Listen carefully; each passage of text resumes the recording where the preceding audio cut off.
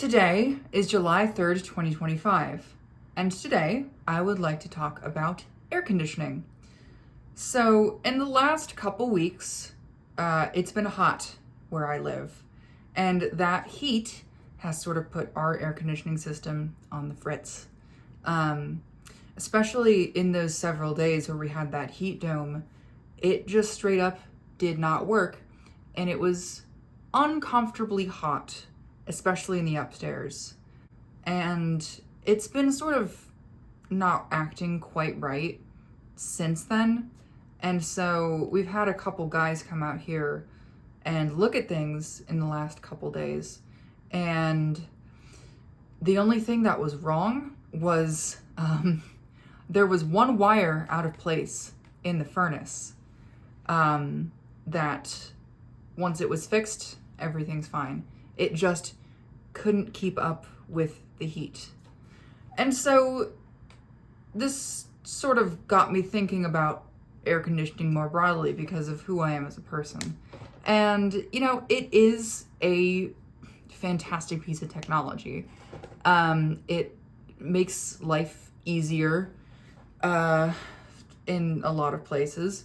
And it makes life just straight up possible in several places. Like, Las Vegas probably wouldn't exist as it does if air conditioning didn't exist. And it saves lives. It prevents heat stroke. It prevents other heat related illnesses in places where you get really bad hot spells. And it's undeniably just good technology, and it's also really cool. I just enjoy heat pumps as a concept. And that was one of my favorite classes in, the earlier few years of engineering was thermodynamics. Because we looked at how heat pumps are designed and how you optimize them for different situations, whether that be in the very simple cases of we need to make this thing colder, or we need to make this thing hotter, or, optimize for power output in a turbine or whatever. It's obviously simplified because it was a one semester introduction to it, but nonetheless, it was very interesting. Air conditioning is a huge consumer of electricity. It is somewhere between 12 and 19% of residential electricity consumption in the United States, which is a lot. And granted, that is residential, not industrial, but residential is not an insignificant portion of electricity consumption in the United States.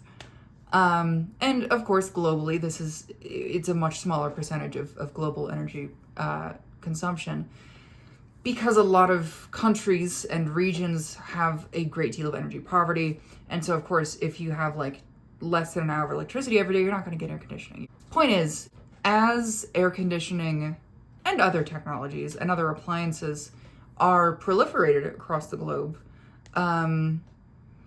there will be a higher burden of electricity production. And undeniably, that will increase quality of life. And that is a good thing. I believe that suffering in humans should be minimized. But air conditioning where I live is a quality of life bonus. It is not an absolute necessity for life. And, I know I, for one, could do with less air conditioning. And I imagine a lot of suburban America, especially, not in the South or the Southwest or fucking Florida, could do with less air conditioning.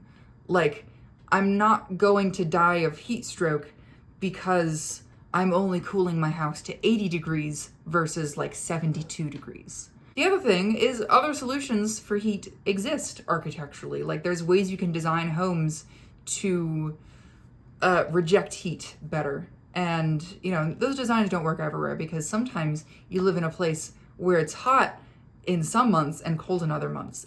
The thing is, though, is we are entering a world where there's a lot of hard questions that are going to need answering if human society is to survive in at least a somewhat recognizable form,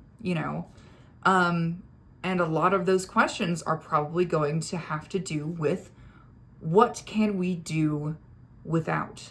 And, one of the obvious things is like, can we do without coal? Yeah, absolutely we can do without coal because we have so many other ways of producing electricity. We've got solar, we've got wind, we've got nuclear.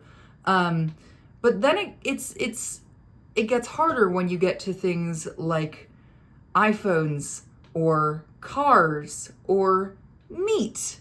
And obviously, you're not going to be able to get people to just completely give those things up, because if there's anything I know about humans is that it's really hard for us to voluntarily give things up. It's hard to convince every single person to go along with one thing, And so if it comes to it, in the choice between, setting your air conditioning at 75 versus 78 or 80 even, and, an extra 6 inches of sea level rise. I don't know how the numbers work out on that one, but bear with me here. I don't know how many people would go with it. Especially going through a pandemic where people had to make the choice between a temporary inconvenience and the health of their broader community, and so many people chose their own temporary inconvenience. I don't have a whole ton of faith that these questions will be answered in ways that are expedient and just.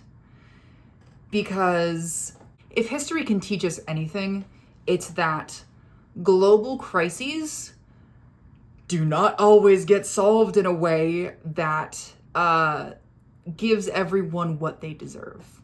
And the other part of this is that the idea that technology will save us in the end, it's a shibboleth. Technology it's a means to an end. It's not the end itself. It matters deeply how we use it, when we use it, how much we use it. And, for example, with nuclear power, that technology exists. It has existed for a very long time, several decades. It is technically capable, alongside, other power sources, of significantly reducing, if not completely eliminating, our carbon footprint, at least in electricity production. Why we haven't replaced all of our electricity production with nuclear power is more than anything a question of will. Ultimately, knowing what the answer is entirely different than implementing said answer. And as long as permanent growth is the expectation, as it is with global capitalism, any gain in efficiency, say an air conditioning unit goes from 25% efficient to 30% efficient, that gain will be absorbed by the expectation of further growth. And that's not just in the question of global warming, of climate change, but it's also in the broader ecological crisis that we are in that comes from overproduction of everything. Not quite everything, but you know what I mean. And so, even if we do solve the problem of climate change, we still have the crises of habitat loss, of pollution, of, I'm sure there's a billion other different things I could point to, but I'm not an ecologist. I don't know what all the problems are, but there's a lot of problems out there. And, it's a little bit hard to be hopeful sometimes, looking at the overwhelming magnitude of the problems we face.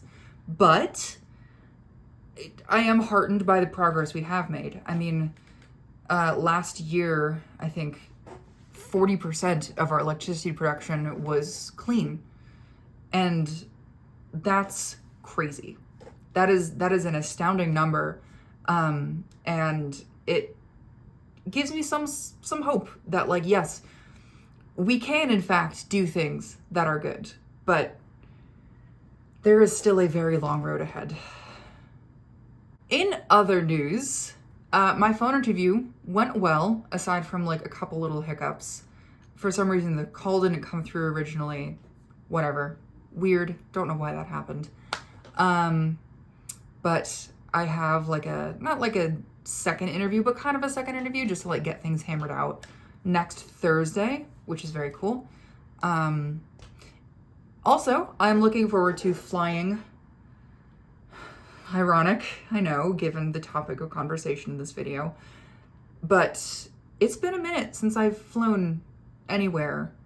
Actually, I think it was last time was also to a wedding. Funny how things work out like that. And also, my last update was in HD, not 4K. And God, I am absolutely going to keep it that way because the upload time was way shorter and I don't need you to see every single pore on my face for this. That's that for now. Goodbye forever.